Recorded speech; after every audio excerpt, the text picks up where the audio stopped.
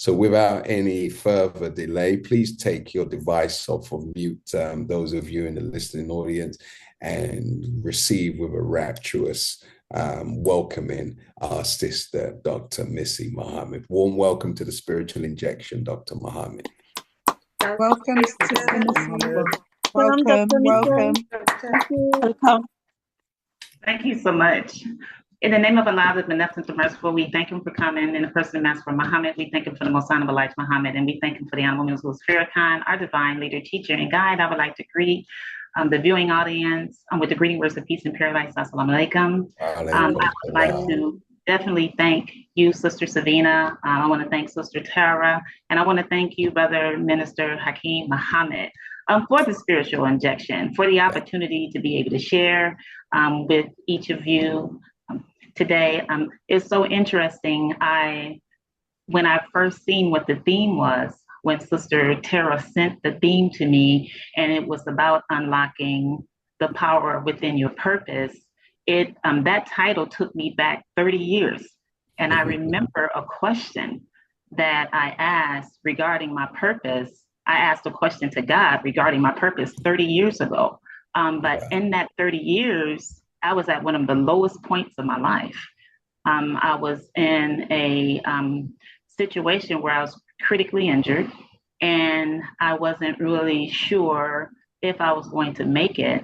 And I asked God if there was a purpose for my life to let me live, and if there wasn't a purpose for my life, to let me die, because I couldn't live in that situation that I was in. And miraculously, I was able to survive. And of course, I just wanted to say that it was a domestic situation I was in. I was married young, and I was hospitalized. I came out, and miraculously, moving forward, of course, I was able to meet my husband, Victor Muhammad, who brought me into the teachings. I did learn the knowledge of self, the knowledge of God, and I was able to move forward. As I look back and that, about my purpose, and I listened to Sister Savina read my bio, and many times when I look at or listen to my bio, I know, because he let me live, that is so much more than I have to do. And so purpose is not just about you, it's about who can benefit if we live, who can benefit if we actually share and help. So I'm very excited about today to be able to share with each of you my journey in regards to establishing a consulting company that I wanted to fashion to help the community, to help organizations, teams, and groups to realize their full potential, to develop to develop leadership qualities, and to be able to perform. So my thing is trying to make sure we can improve performance. I wanted to just introduce you to my company, Missey Muhammad International Consulting.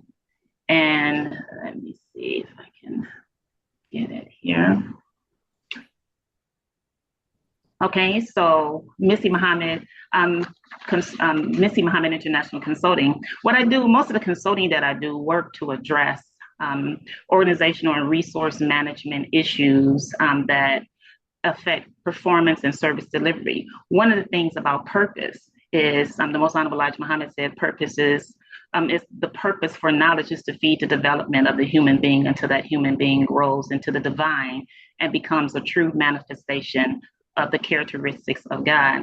I can say at the time when I asked that question to God, I had no idea about purpose. I didn't know where to even go to learn about it. And it really wasn't, at the forefront of my mind. As I moved forward, I was able to acquire knowledge to help me feed the development of what it is that I was on a quest to do. I literally had to learn.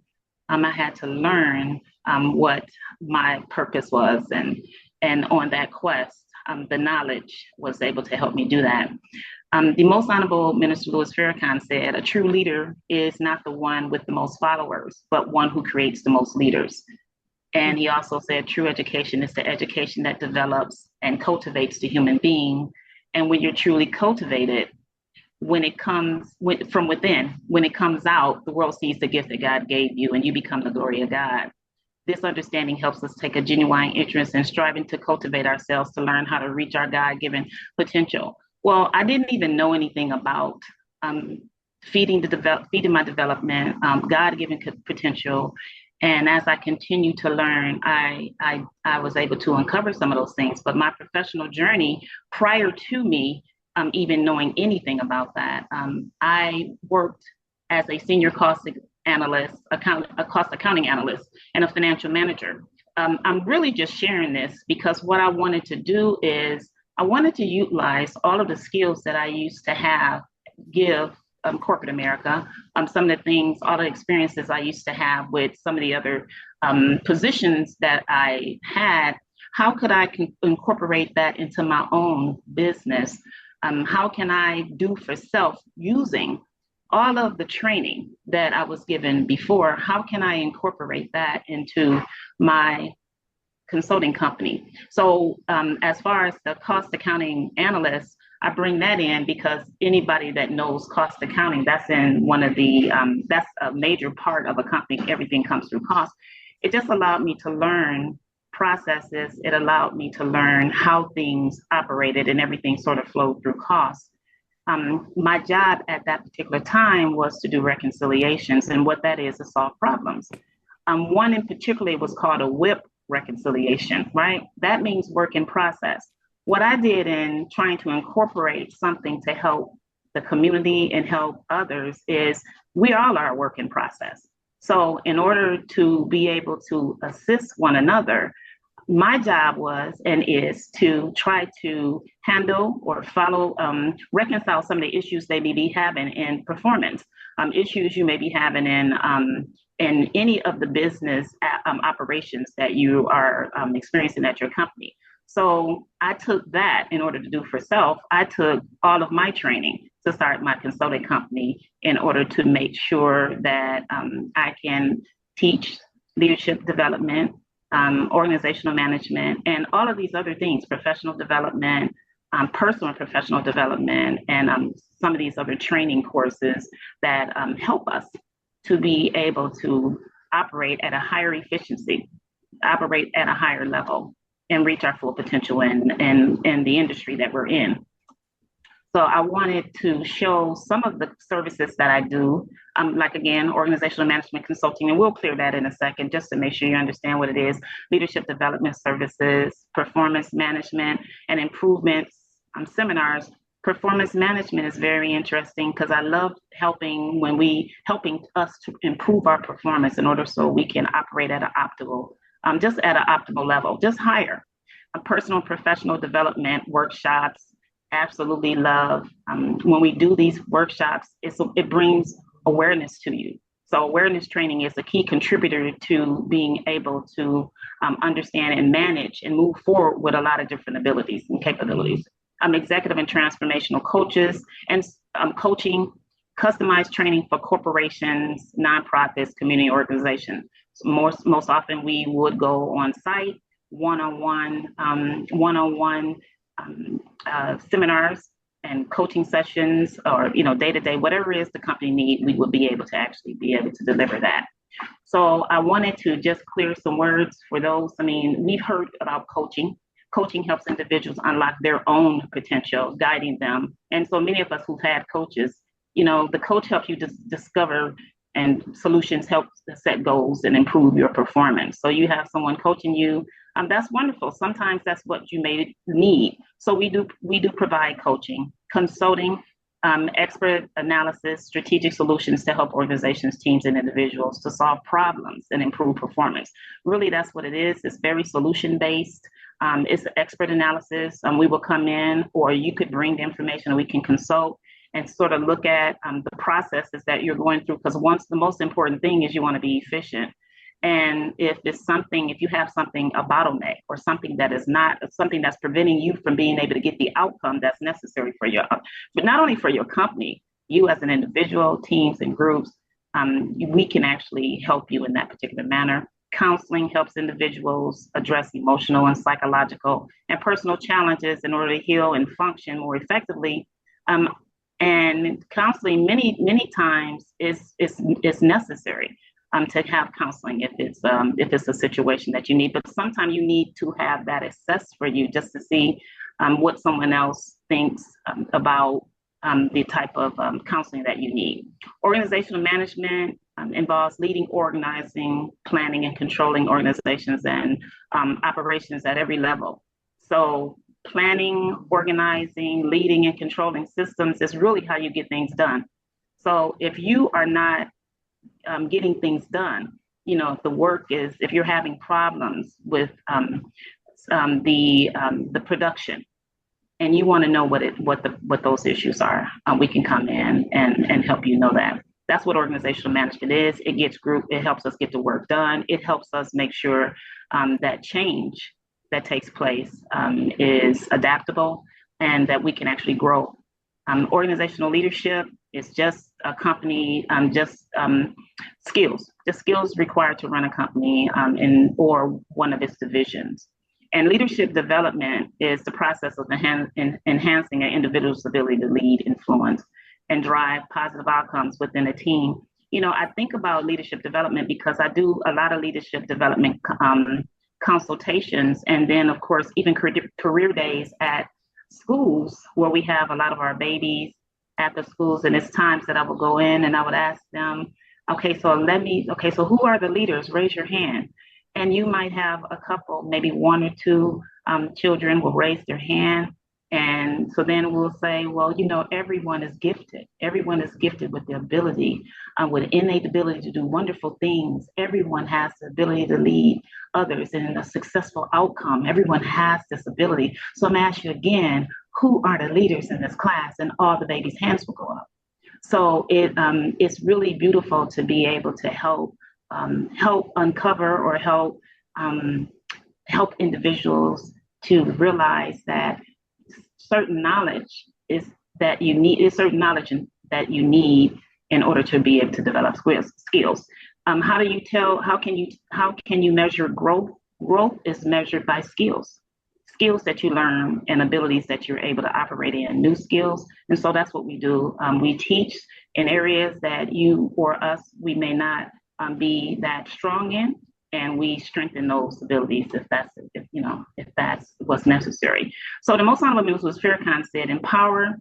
God means force and power. So when one is empowered, that person is ready to be tried, tested, because power doesn't corrupt. What you know is valuable only if you know how to use what you know to get you where you're going and get the fulfillment of your desires. But the real test is not in the classroom. The real test is what can you do with what you learned to change the world that you were birthed in. So it's very important for me, because I was permitted to live, to try to change the world that I was birthed in by helping others reach full potential. And with my company, I'm striving to do that. The minister also said, dear students, there are keys that unlock wisdom. These schools don't have the keys. They give you a knowledge, but when you have the key to unlock the power that's inherent in what you know, then you become a healer. So when we're talking about the unlocking the power within our purpose, we do have inherently the ability to be able to do that. We just need to activate it with the right information that comes to us that allow us to unlock the power. And so I do leadership in the community as this here is saying true purpose multiplies when it becomes service to humanity. And the more we uplift, the more, let me go back.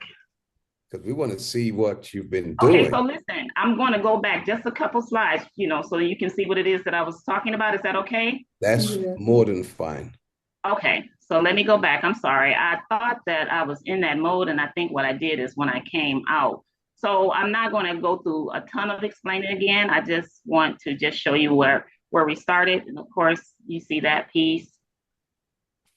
Okay, so then of course we talked about the purpose. We're talking about purpose now. The purpose for knowledge is to feed the development of the human being until that human grows into the divine and becomes a true manifestation of the characteristics of God. So that's what I was saying. Of course, when it comes to knowledge, feeding the development, that is what I had to rely on. At the time that I did ask that question to God, I had absolutely no idea. I said, if there's a purpose for my life, let me live and I will do it. I committed to something that I did not have any knowledge about.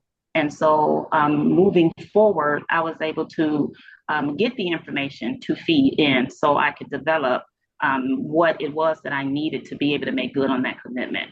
So that's really what I was saying there. I spoke about the Honorable Mr. Farrakhan, and what he said is a true leader is not the one with the most followers, but the one who creates the most leaders. And he also said true education is an education that cultivates the human being. And when you're being truly cultivated from within, when it comes out, the world sees the gift that God has given you, and you become the glory of God.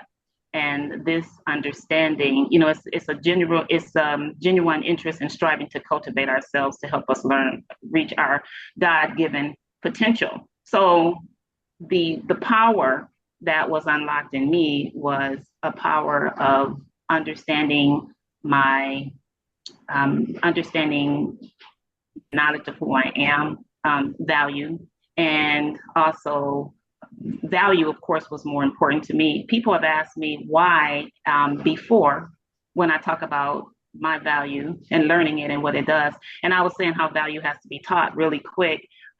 If you were to give a child $100 bill, a 2-year-old, they tear it up. But if you were to take that $100 bill, if you were to ball it up, if you were to throw it across the room, kick it, throw it back across the room, and if you pick it up with those who know the value of that $100 bill and ask them, do they want it? They'll say yes. So value has to be taught. So many times, if we do run into situations that may be painful, where whatever may happen to us, when we understand our value, we are able to protect ourselves. And one other quick example of that is anything of value that's material. If you have a car, if you have a watch, anything that you believe is value, we also make sure we teach people how to use it. We put restrictions and boundaries. Do not get on my car. Do not take my fur outside. Do not go into my china cabinet. There's no long courses that you have to take for you to know how to teach people how to handle things that you believe are value, how to handle those things with care. So you don't have to go through no university to know that, listen, get off that. Do not take that out. That's important and that's valuable. So that's natural for you to do, things of value to protect them. But when you don't know your own value, you can't do that. When you learn it, it's natural. It comes back in. And so now there are boundaries and limitations that you can bring in naturally when it comes to you understanding your value. So I'm gonna move faster and so when I was talking about my professional journey and I was saying how it really tied in for me doing for self, once I learned that I could use my techniques and a lot of my training that I had before, like Sister Savina, when she was reading my bio, when people look at that, they'll say, wow, that you've done quite a bit. But the way that I look at it is, I still have so much more to do because I lived. My purpose is to continue to keep that work going and to continue to help others and continue to benefit everyone else by teaching and training as best as I can, using everything that I have. So I use that example of manufacturing is very structured. It's a very structured environment when you're in a manufacturing environment. And so, when you bring some of that training out, you can help others structure their businesses. You can help others be able to move. It teaches you how to understand how things flow and reconcile issues if issues do come up. That was my job, to be able to handle those problems and fix them. So when I went over to consulting services, this is what they are. This is what I do: organizational management consulting, leadership development workshops, performance management, and improvement seminars, personal and professional development coaching, customized training for corporations, nonprofits, and community organizations. It works real well because we go on site. it's one-on-one. If we're doing executive coaching, we try to make it very convenient for us to be able to get that training in a way that is beneficial for you, the company.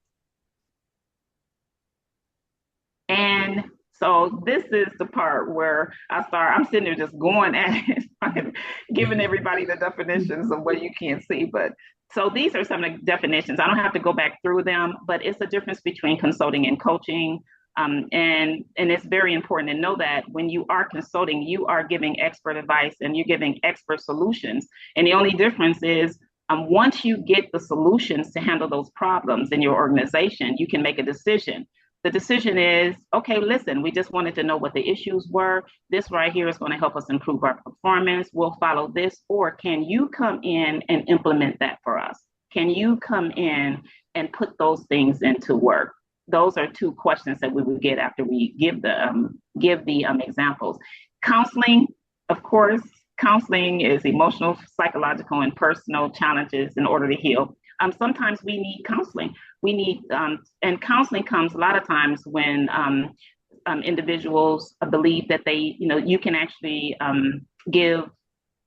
they have license. So you can actually they can assess that you may need something else to assist you as well when it comes to certain types of therapies to handle whatever emotional, psychological challenge you may have.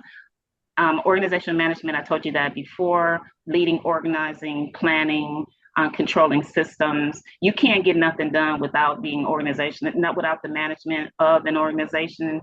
Organizational management.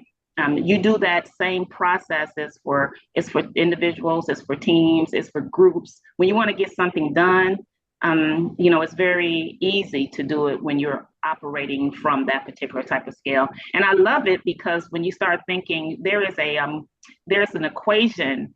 Ability, time, motivation is performance. So when times being motivated, you can perform. And so when we know, we can look in two different areas to see if there is a low performance. It's a couple things that we can do in order to be able to assess that. Either you or we are not motivated, and we can look into how we can actually help you in that area, or we can see that you may not have the full knowledge of being able to do what it is you do. And then that way we will be able to teach you some of the things you need in order to be able to do what it is that you're working for. And the organizational leadership, of course, is just the skills required to run the organization or its divisions, and the development, again, like I was saying, the individual's ability. Sometimes we need to strengthen you in certain areas to be able to lead better. Emotional intelligence, you might have to get some training in that or whatever it is. We also train in conflict resolution, because as a leader, you have to be able to handle conflicts. You have to be able to do those things. And so whatever you believe that you may need, we can actually give you seminars and training on those particular things. And so I gave you this quote before, but I thought you guys were able to see it. Empower means God means force and power. So when one is empowered, that person is ready to be tested, tried, because power does corrupt. When you are empowered, and that is so beautiful, because empowered by what? When you are empowered with the ability that can help you produce things that you never could produce, we have to make certain that we know how to regulate it and manage it. It said what you know is valuable only if you know how to use what you know to get where you're going, to get the fulfillment of your desires. But the real test is not in the classroom. The real test is, what can you do with what you learned to change the world that you were birthed in? And again, I had mentioned, because I did not know at the time, being able to live, that is the goal, to change the world that I was birthed in. Now, because with me living, I have an opportunity to help those, based on that fact. So I'm definitely grateful for that. The next one is, let me make sure I got it. Oh, right. So it was, dear students, the keys that unlock wisdom. Of course, these schools don't give you the keys. So now we're talking about unlocking things. the keys. I mean, don't give you the keys, they give you the knowledge. But when you have the key to unlock the power that's inherent in what you know, then you become a healer. Well, that's the goal. The goal is to become a healer of one another, and of course be a helper of one another, and not take things and not take some of the all of this information and all of this stuff that we have. We of course are striving to incorporate it in a way that is useful for others and individuals who do not know that. And so that is one of the reasons that I created Missey Muhammad International Consulting. This leadership rooted in experience, when I say that, it is true purpose multiplies when it becomes a service to humanity. And the more that we uplift, the more our purpose expands. So purpose, again, is not just about you. It's about who can you help? You know, who can benefit from you and your life and the fact that you live. As a survivor of, I am a survivor of domestic violence, so I definitely know firsthand. I know firsthand the confusion. I know firsthand the pain. I know firsthand the isolation that comes from such incidents. But I also know firsthand the incredible strength that rises from it. I know the strength to heal. I know about the strength to reclaim your life. I know about those things now because I had to live through those things. And so because I lived, I'm an advocate for domestic violence. I'm an advocate for sisters who voices and whoever voices were silenced. It's things that we can share. I wrote a book about, I wrote about it in my book called Empower.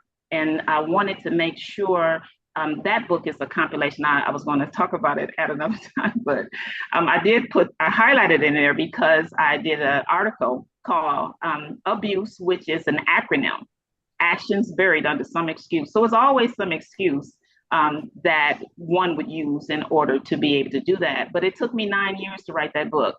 And it took me 9 years because I had to be able to give the solution to how to break the cycle. You know, you can't break something that you don't know you're in. So how to break the cycle of abuse is something that I really had to make sure that I was able to share. And I did, and I was able to share that in the book. And so I'm also an advocate for the criminalization of Black girls in schools. I'm in partnership with the T. Rose Foundation. It's another Sister T. Rose, Teresa Randleman. We were together as we traveled across the country, and was able to be able to bring awareness to the criminalization of Black girls in school, which really is just a certain beliefs and policies and actions that are being taken against some of the babies in school they are so outside of what it is that we would normally recommend. It was a time where you could have a little incident with a little friend, and you would be called in to a counselor, and the counselor would bring you two together and try to resolve that. But now we're at a point where when you have any incidents, some of the incidents, babies are in handcuffs when they go to the office. You know, you're handcuffing them, and they're, you know, police is involved with just regular childhood things. And so push out was about them being pushed out of school because of some of these different incidents that take place that normally wouldn't require the type of enforcement that is placed on the girls. They're being put out, and it's called push out because they're being pushed out into the street.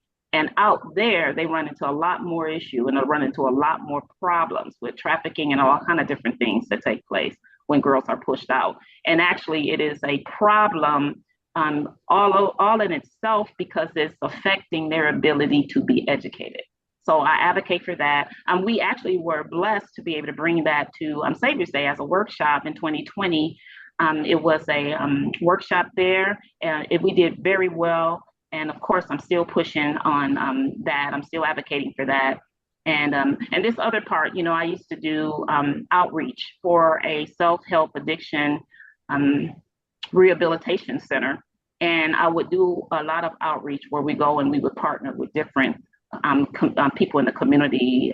Now that was basically addiction, you know, for different addictions, to be able to help help them in that particular mode. At that time, that was around 2011. At that time, I was certified as a counselor, I had license to do that. Since then, I don't really have a lot of time as far as the addiction aspect, that we were actually going out to try to get people to come in, just providing a service to be able to help get through some of the traumatic situations that we find ourselves in at times. So definitely committed now that I'm able to know what the purpose is. Some of the power that was unlocked, I guess I could say, some of the things that I've been able to learn and based on being able to live. I'm grateful for that, and I'm committed to helping women and girls rebuild, grow, and become more resilient in the community. And everything that I do is based on that particular role. Oops, didn't want to do that. And so, how to unlock the purpose, the power within the purpose. So what I wrote here is purpose becomes powerful when our gifts, we talked about we're all gifted, pain, spoke about that, discipline, and service isn't aligned. When these are aligned, our life becomes impactful, meaningful, and transformational. I bear witness. Learning the knowledge of God, learning the knowledge of self. For me, it was the teachings of the Most Honorable Elijah Muhammad. Power, just trying to understand and become clear about why you even exist and who you are meant to serve. So, of course, you've heard before, service is the rent you pay. It is. And it's something that we should strive to do and take more personal in a sense. Transforming pain to purpose.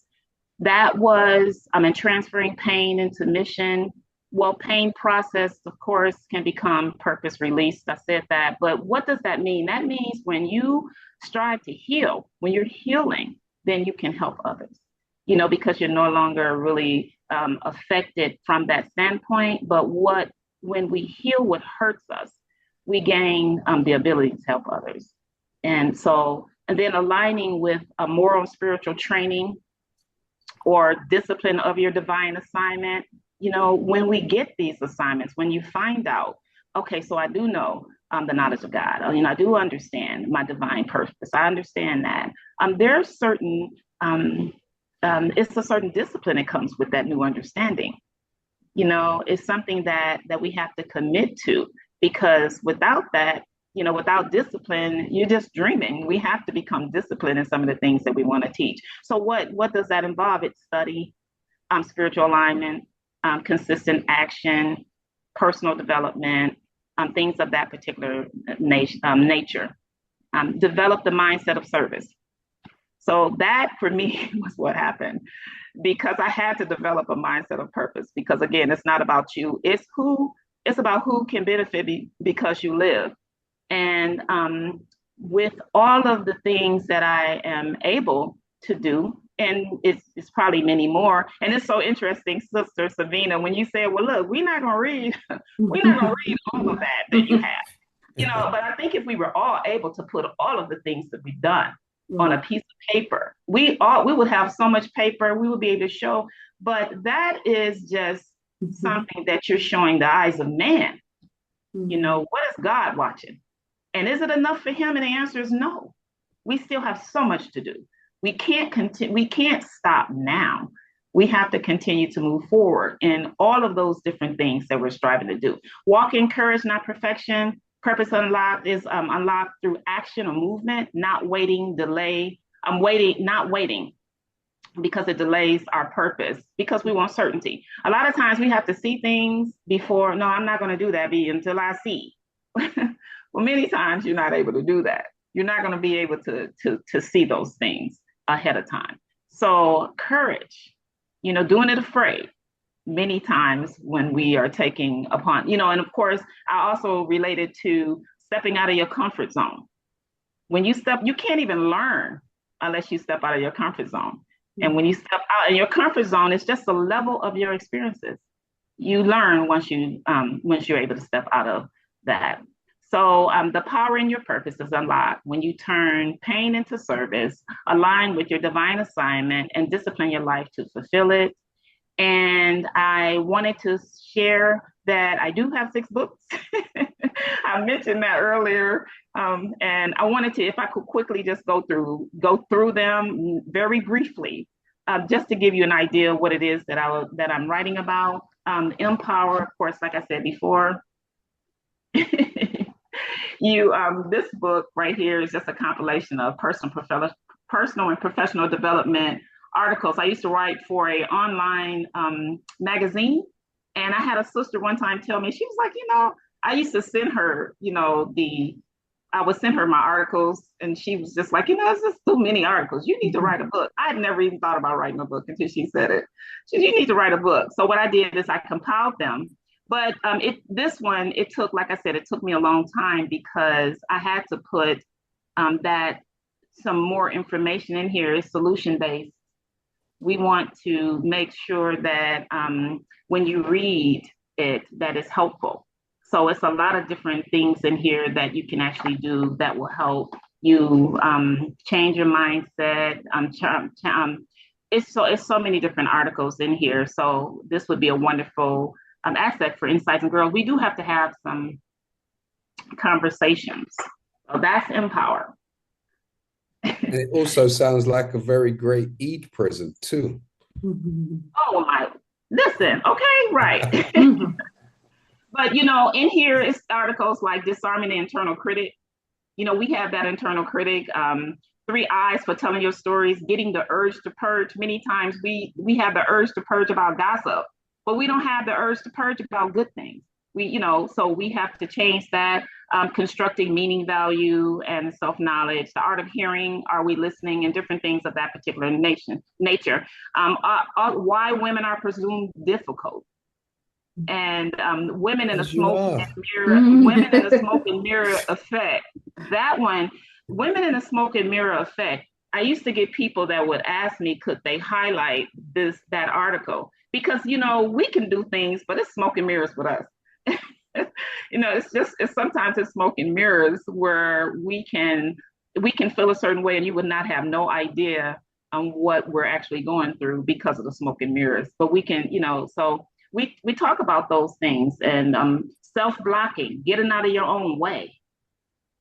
That's something that's in here. Why pretend? Taking off the false face and things of that nature. So that is Empower. The Default. This particular book is about social media. It's about AI versus DI.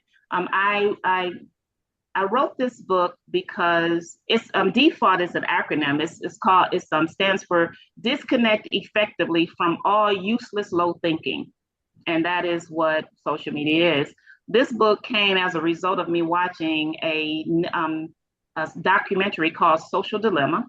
And in that social dilemma, they had whistleblowers and people in there speaking about the way that they created it and the different things that they used to create the internet, witchcraft, all kind of things. And what got my attention is it was a story about a family and how this family was affected by social media and how they were really isolating themselves, right?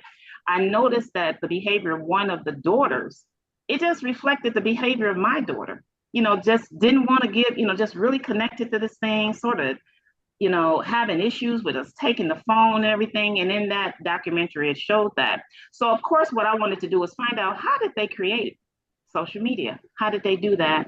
And I was able to look up and find the science that they use to make social media. It's called cybernetics. And cybernetics is a science for machine control. And so a cybernetic system would, for example, be like autopilot on a plane. If the plane goes off, it'll pull you back. Cybernetic system is like a thermostat. So if your temperature in your house go down, it'll come back. But that is some of the science that they put, because when they created cyberspace, they had to create a science to keep you out there. And so many times when people think that they are out there buying something, they don't realize they are the product. They have everybody else out there as consumers of your time, and they can convince you to buy anything within a certain amount of time. That is why when you go out there and you look for some shoes, there's 15 pair of shoes come, they have a system that they already know, they watch you and they already know that you're going to buy. But the most important thing for me about this is the damage that it does to the youth and the damage that it does to our minds, because of the algorithms really control us and tell us what to do. And sometimes you don't know that you really are under machine control. So I talk about that in the book. And the chapter, one of the chapters is cyberspace, cybernetics, psycho-cybernetics, and artificial intelligence. Those are things that literally keep us wrapped up. This is keep us wrapped up. You know, you go out on the internet and say, I'll be out there 5 minutes, 5 days later when you come back. That's what it does, is it makes you lose time. And you're out there without time, and it can be very dangerous. It's a very dangerous space that they pull us into for control. So if you are interested in that, I think that you should look at that particular book. The next book is The Black Woman's Psychological Diet. This book is, DIET stands for Divine Intelligence, Extraordinary Truth, feeding on truth to positively shape our mental health. One of the things that's happening with us, we are so plagued by so many lies about different things that are out there that's really plaguing our minds. It's causing a lot of mental stress, anxiety, and depression. And it needs to be brought to awareness, because there's habits that take place. I mean, there are things that we feed on that is it's not good for us to do. These, some of the psychological weight that comes from some of the things that we feed on that are not true, it causes us, it's like toxic food that we're eating. And so our minds need truth to feed on. So I wrote this, Divine Intelligence, Extraordinary Truth, because we have to secure the best spiritual food for our divine mind in order to utilize, assimilate, and help develop our intelligence, and as well as our moral and our spiritual culture. So that is critical for us to understand. And that's what I put in here, is critical for us to understand in order to be released from the psychological prison of the world system lies. There's a lot of negative social media, television programs, broadcasts, and a lot of different things that we have in our heads. And it's like spiritual junk food to a person who has a divine mind and who has divine intelligence. So it's just, the negative information is so quick, and it's in such reach, and it's in such short reach for us, that we have to know that a lot of it is really affecting us with anxiety and depression.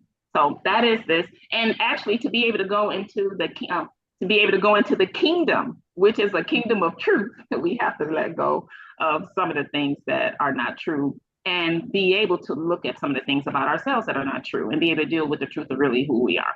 So the Black Woman Psychological Diet. And the next book that I wrote was Divine Performance. This book, Divine Performance, How to Master Taking Action and Stop Spiritual Procrastination.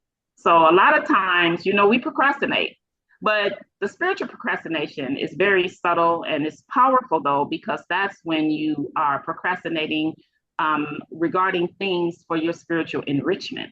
So, I won't pray right now, I'll pray later. Oh, I won't go here now. I won't go to church. I won't go to these different things, to these different places. And as you continue to put off things that help you spiritually, they start to have an effect. So the acronym, I use a lot of, metaphor. The metaphor that I use for divine performance is one of an actor. And I use this, actor has a script, we have scripture, character development, practice, and all these different things that we have to do in order to be able to have a divine performance. And that's what we really were created to do. And also in this book, it talks about, rehearse with purpose. It also talks about goal setting and practical steps to align goals with faith and value, and importance of understanding our thinking, and all these different types of things. So this book, if you want to get moving, if you want to take action and master taking action, you should get this book. Spiritual procrastination is something that, and listen, it is a spiritual procrastination checklist in here. So you can see if that's you. You can look in there and see crisis leadership and crisis leadership and trauma communication. This particular book is a wonderful book. It's the metaphor I use is lighthouse in the storm. And because we are dealing with so many different crises across the world, we look for storm. We have to look at we have to look and we seeking stability is what I'm trying to say. Every one of us has the ability to be a lighthouse to one another. Every one of us has an obligation to be able to help someone through their storm, in a sense. And so Crisis Leadership is a book that will help us lead and guide with resilience and integrity. It provides hope and clarity in uncertain times. So if you read it, it will assist you in that. And one of the things that I highlighted in this particular book is guiding life, compassionate leadership in practice. And then also we have people who I highlight who are guiding lives during times of crisis. What does a crisis leader look like? So I have, of course, Jesus, Prophet Muhammad, may peace and blessings be upon him, the Most Honorable Elijah Muhammad, the Most Honorable Mendel Farrakhan, some of the crises that they had to go through and some of the resolutions. And then also in here, I highlight the women guiding lights and compassionate leadership in practice. And 4 women that I highlight in here is Mother Clara, Mother Tynetta, Sister Mother Khadija, and our beloved Sister Dr. Ava Muhammad. I talk about the guiding light to compassionate leadership. It's a difference between sympathy and empathy. When you are empathetic for someone, that means that you want to put on their shoes. You want them to do for you. You want to do for them what you would want done for yourself. So when we're empathetic to what people are going through, we reach out and help them because we say if it was us, we would want them to do the same thing. So being a beacon of hope, common threads of compassionate leadership, and I have different things in here that would really explain it, elements of empathy and different things of that, trauma communication and how we have to really communicate our trauma. We have to definitely make sure, yeah, I see that. We have to definitely make sure that when we are going through any kind of trauma and when we're going through anything, that we literally have to communicate. And it's so interesting to me. And I find that it's hard sometimes because it makes us vulnerable. But it's interesting to me if we mask it.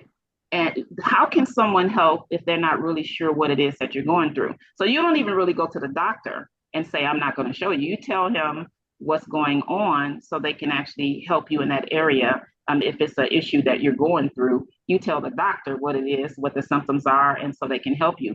We have to share more of some of the different things that we're going through, especially if it's trauma, if we're in crisis. We have to let each other know so someone else can be that guiding light, can be the lighthouse through these storms so we can help one another get through. And lastly, this is the most recent book that I wrote. Is called Managing Grief. Managing Grief. Grief is an acronym for gaining real insight and expressing our feelings. This book is so important right now because we are losing quite a bit and we're losing things. And a lot of times we associate grief with death only, but we don't think about the other losses that we have, loss in relationships, loss, divorce, and all these different things. You're going to go through a grieving process. And so what I did is I wanted to make sure that we understood it in a way. We've been through COVID, we've been through so many different things. And so we have to manage our grief, but we have to learn about it. So this right here is a conversational scriptural guide to navigating grief and life transitions for women and men. I wanted to make sure that we could find out. I used a couple frameworks. I wanted us to be able to know that there are stages of grief. They're not linear, they're non-linear, but it's certain stages that you may go through. And I did experience it many times when my husband actually, he was given an overdose and he passed away and they brought him back. The shock and denial that took place while that was going on, I never expressed it because I didn't know how. I just kept it moving. I was angry. That's another stage. Anger is fine, it's natural, but it has to be managed and controlled. But when you know that these things, these different stages that you're going through are natural stages, then if other people can identify that, they can help you go through it. And then the other part, the other framework is transition. And I'll end with talking about transition really quick. One thing about, we were told that we're in transition. Well, when you're in transition begins with an ending. It doesn't start with something new, right? It begins with the ending.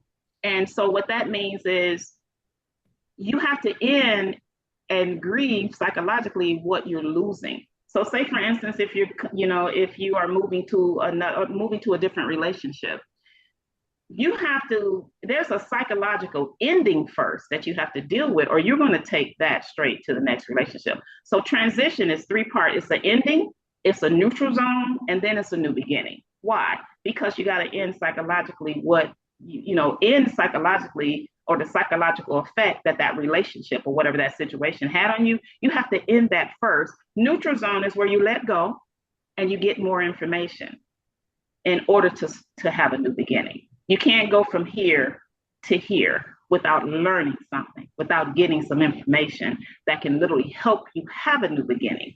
So it's the ending when we transition, and the combination of them both really affect us. The stages of grief is emotional. The transition is psychological. So we do have emotional and psychological stages and that we have to go through when it comes to grieving. And I wanted to share that. It also talks about grief management. And so we're thankful for Dianetics. That's a way to grief. It's a solution to helping us do that. And why is it important? It's important because many others, they have grief counselors when something happened. Grief counselors come in and talk to you about it. Why? So you can express the feelings so you can gain more insight about what took place, and you can express your feelings and you can move. Without being able to understand what's happening and be able to properly express your feelings, it's very difficult to move forward, and we will be stuck in situations just based on that. So those are the 6 books, and you can actually get these on Amazon. They are available on Amazon. And this last slide was, I had the opportunity first and foremost, because I really have not had the opportunity to market any of my books because I have been so extremely busy. I do use them in some of the workshops, but I haven't been able to do it. So I was able to vend for the first time at Savior's Day. So that's me vending, and I'm talking about the books. It's not just, it's not a collection of stories, but it's a lifeline, a guide for individuals who doubted worth.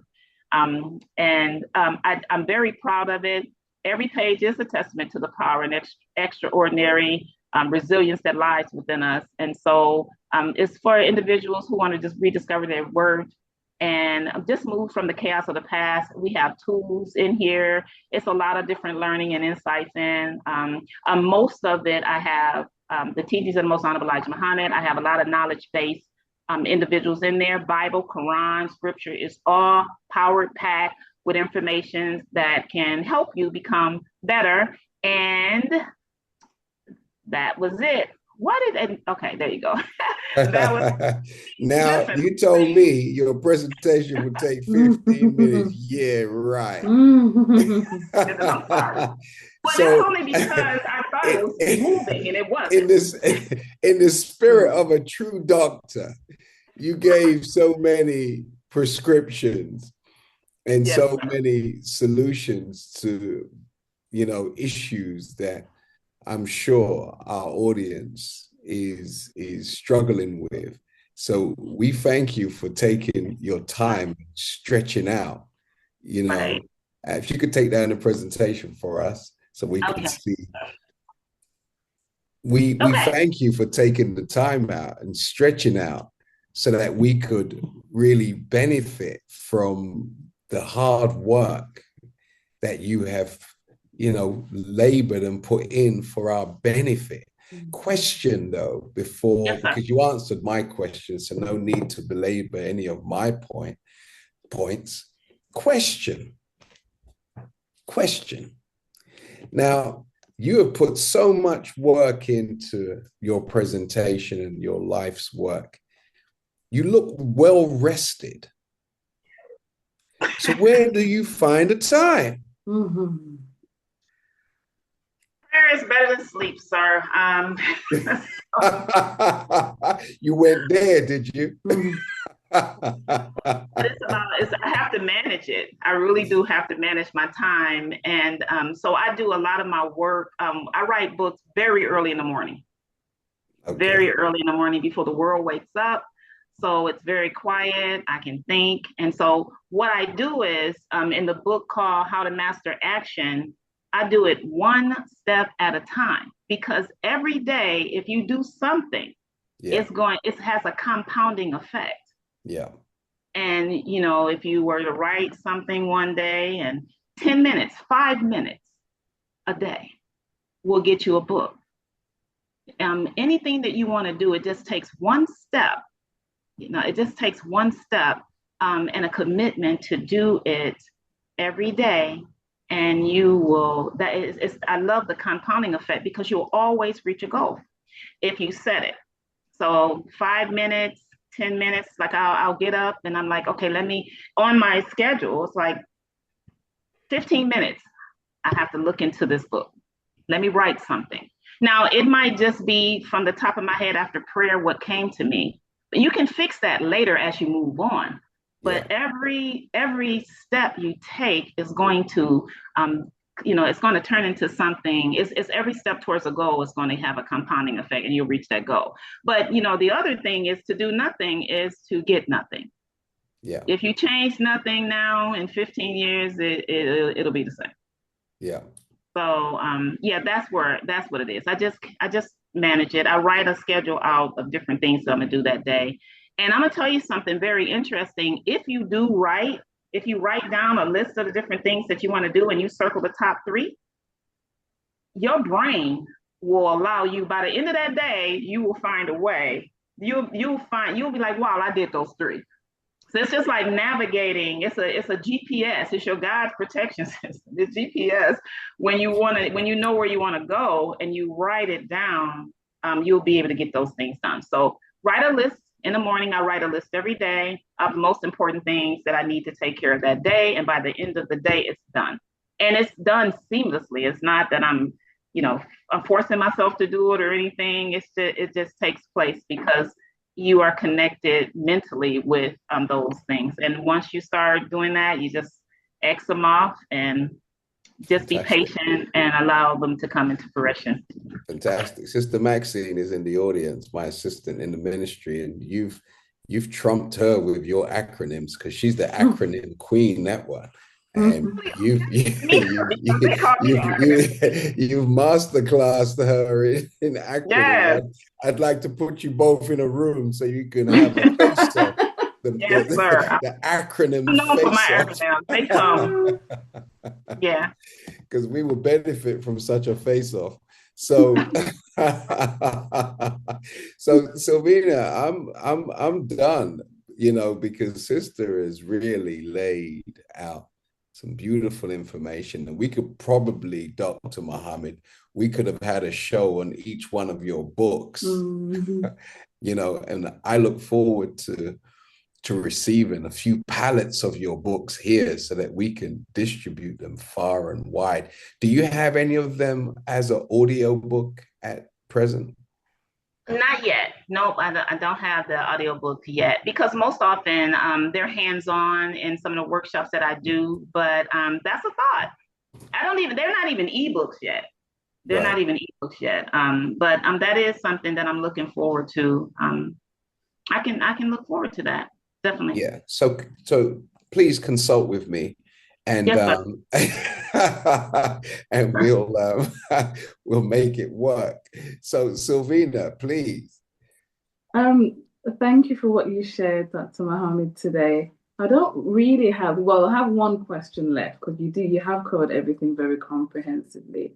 I was wondering, because you started off on the corporate side of things, where you kind of almost mirror it with the personal developed side of things. You kind of like you do for companies what you do for individuals. That's how I'm seeing it. How do they marry at all, or are they two separate strands of what you do? So do they ever combine, or are they two separate? Most often they're separate. Oh, okay. You know, yeah, most often they are. What I find myself, it's sometimes it's seasonal. Sometimes I deal with the community workshops more so. The community training, on-site training, going places more so than the management part of it. One of the most important things that we get from management is just, work, underperformance. Why, the employers are not performing at the level that they should perform, and what are some of the solutions that we can give to them to help them be able to improve performance. I love important performance improvement across the board because we were built not to fail. We were built to be high performers. And if we look at that and take some of that into account, and with some of the training, just to remind you that it's possible, then we can actually still become high performers. Thank you very much. Thank you. Well, all what's left for me to do, Dr. Muhammad, is to thank you for what you have shared with us and the inspiration that you have imparted to us. We are super indebted, because that's a whole day's worth of information you gave us in such a short period of time. So that was a miracle. We're gonna send an email to the Guinness Book of Records and see if we can enter you, because that was truly astonishing and amazing. So those of you in the listening audience, just before I get final words from Dr. Muhammad, if you enjoyed what you heard this evening, take your devices off mute and show your love, show your appreciation, show your respect, show your gratitude. Thank you, Doctor. Inspirational, living in purpose. Thank you so much for what you shared. Fantastic. So closing remarks, Dr. Muhammad. I want to close with just a quote from the Honorable Mr. Farrakhan, if I can. He said, "Embrace and engage the God, the knowledge of self and destiny." And he said, "Now, if you will embrace God and embrace the knowledge that will make you into a God, and embrace your destiny, which is to help God build a kingdom where justice flows down like a mountain, down the mountain like a fire, like a river, and righteousness like a mighty stream." I was thinking about that is so beautiful for me, because we have to build the kingdom.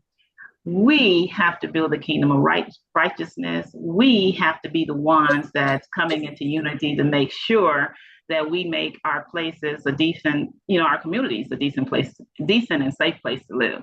So I'm just so grateful for all of the information. There's so much information. There's so many tools. There's so much at our fingertips, so much guidance that can help us be the best.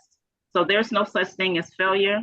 There's no such thing as, oh, I can't do it. There's no can't, no can't in it, right? So we have the ability to reach high potential. And I'm just so thankful that I had the opportunity to come here today, and look forward to being able to assist in any way that I can as we move forward. And thank you so much, listening audience. I really appreciate it. It was a lot trying to put everything in there, and I told you 15 minutes and started the presentation and wouldn't even started. You've done great. I appreciate you so much, sir. And I appreciate you, Sister Savina, and all of you that are listening. Thank you so much again. Thank you very much. And again, spiritual injection. Let's give our special guest another rapturous round of applause. Thank you very much, Dr. Muhammad. Great. Very inspiring.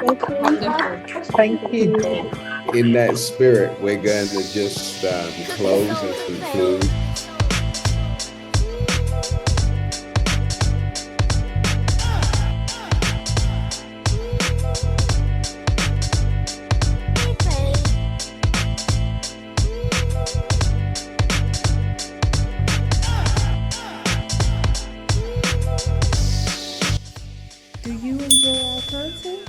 Well, make sure to like, subscribe, and click that notification bell so you won't miss an episode.